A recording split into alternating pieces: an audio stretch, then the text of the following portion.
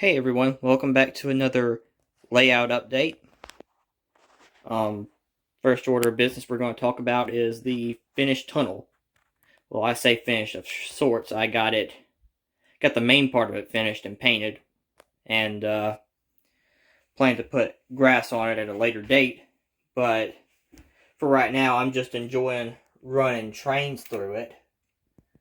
Anyway, this is that side. And then this side over in here. And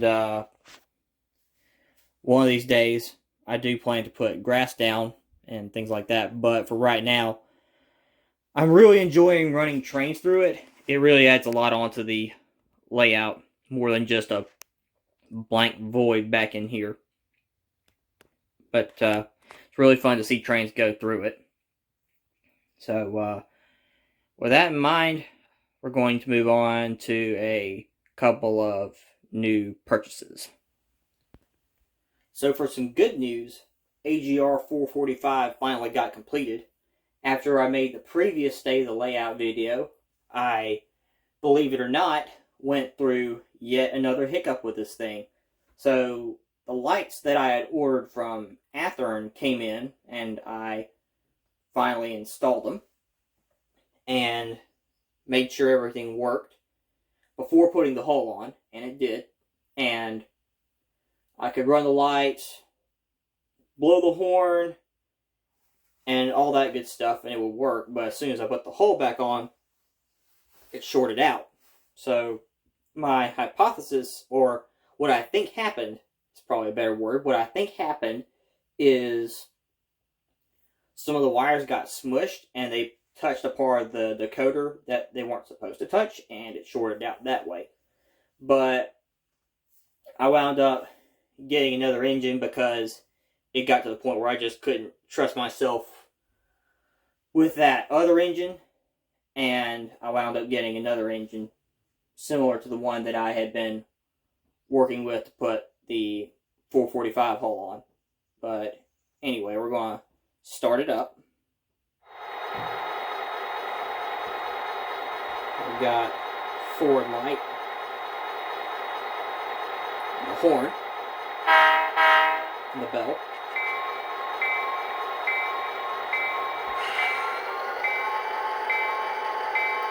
This is in the first speed step.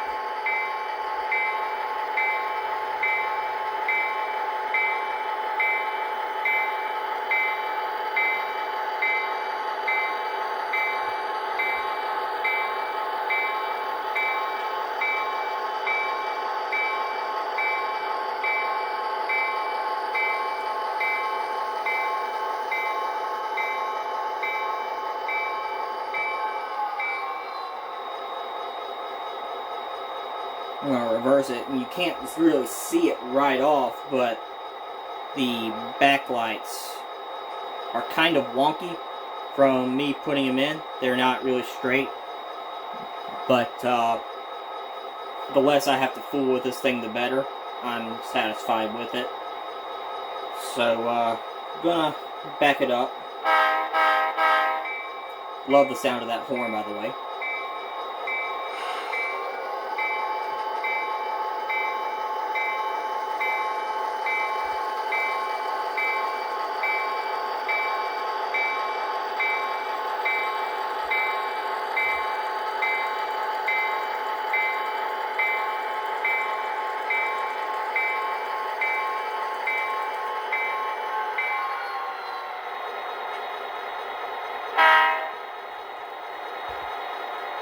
And that's basically the review, or update, rather, of AGR 445. I'm not going to lie, it's by far and away the most stressful project I've ever done in model railroading. I'm sure there will be more, but as for right now, this takes the title of most stressful project I've ever done in the hobby of model railroading. But it was a very satisfying project in the end. It looks right at home, moving cars around in the yard and building trains like that. So, I'm really satisfied with how this turned out. Really happy. It's a very unique engine, especially for this area, and it's a nice little piece to have on the railroad. So here we have an Atlas B40-8W Santa Fe Warbonnet that a buddy of mine that works at HobbyTown USA in Mobile told me about, and it was listed as $70 off what the price Atlas had. So seemed like a pretty good deal. I figured I'd take him up on it, and now I have two Warbonnets. It's an Atlas model, as I've said. It's got ESU lug sound in it, so we're going to power it up.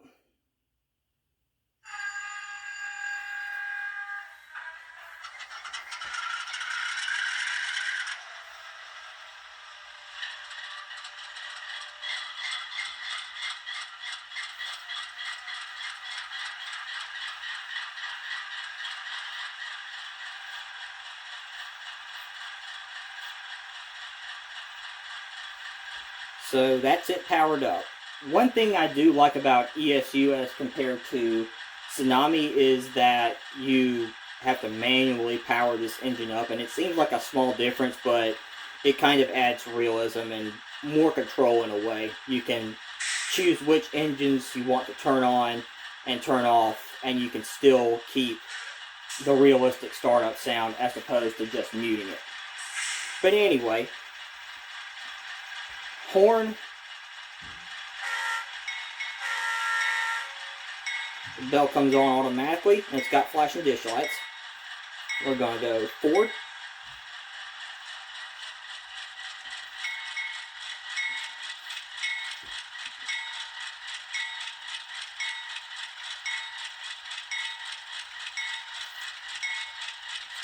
On speed step 1, you could barely even tell it was moving.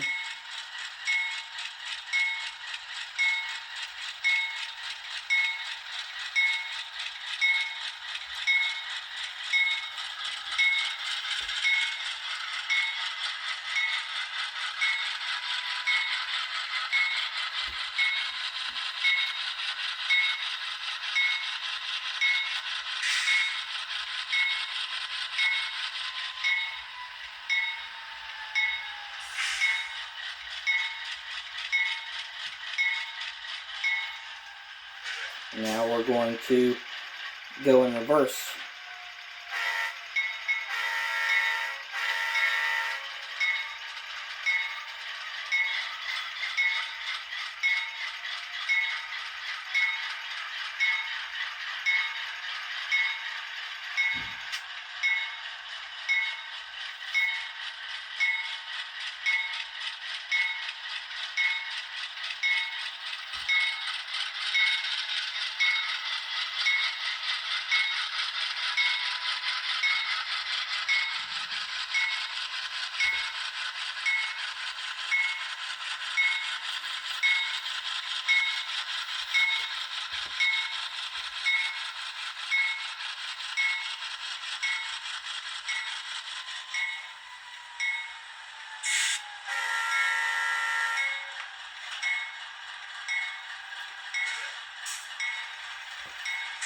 So there's that, and now we're going to put this side by side with my Scale Trains Warbonnet-9. So here we have the two Warbonnets, Santa Fe Warbonnets, side by side. On the left is the Atlas, and on the right is the Scale Trains. Now, one thing that I will say right off the bat is that the Atlas version is more similar to what I remember the Santa Fe Warbonnets looking like from memories of when I was young, as opposed to the Scale Trains. Not saying that the Scale Trains isn't a good engine, I just think Atlas did a better job with the paint. But with that being said, I think the Scale Trains has more going for it. Because you may or may not be able to tell from the video. I'm going to try zooming in. but you can see through the scale trains. Now, when you compare it to the Atlas, that engine you see on the side right there is drawn in on the side. And you cannot see through this engine. And believe it or not, it doesn't have a single hole in it that I know of for sound to come out, which explains it being so quiet. But that's, for right now, that's really my only complaint with the Atlas. It's also a little bit slower than my Scale Trains Warbonnet, but that's something a little speed stepping will fix. But let's see what else. I think that's really about it. They both look great together when they run together. It's just one's a lot slower than the other. But the Scale Trains, I mean, they both have the same decoder in them, and they both sound great. But because of the holes towards the back of the engine, the Scale Train sounds much, much, much better. But one of these days, I hope to find someone that knows how to speed match engines, so I can run these two together, because if and when I run these on a model railroad that has much more space on it, I think both of these will look really, really good running together. But I think that's about all I have for this video right here. So to close this video out, the Southwest Alabama Railroad Modelers, otherwise known as Swarm, had their first in-person meeting since March 2020, which is when all the COVID lockdowns went into place. So I went to it, and for the meeting, we went to the Foley Caboose Club in Foley, Alabama. And after our meeting, we got to run O-scale model trains on their really, really big and really, really nice model railroad that they have in Foley. And it was pretty cool, because I don't get to run O-scale trains that much. And I got to go down there, see what it was like.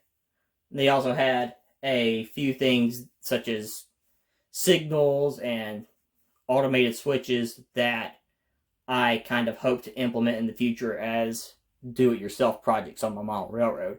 But anyway, I was able to get a few clips from our meeting, both of some trains that I ran and some trains other people ran. And all things considered, it was a very fun time, and it was a very good way to resume in-person meetings. So without further ado, the next few clips are going to contain some of the trains that we're running at the Foley Caboose Club, and that'll close out the video. So thanks for watching, and happy rail fanning and happy model railroading.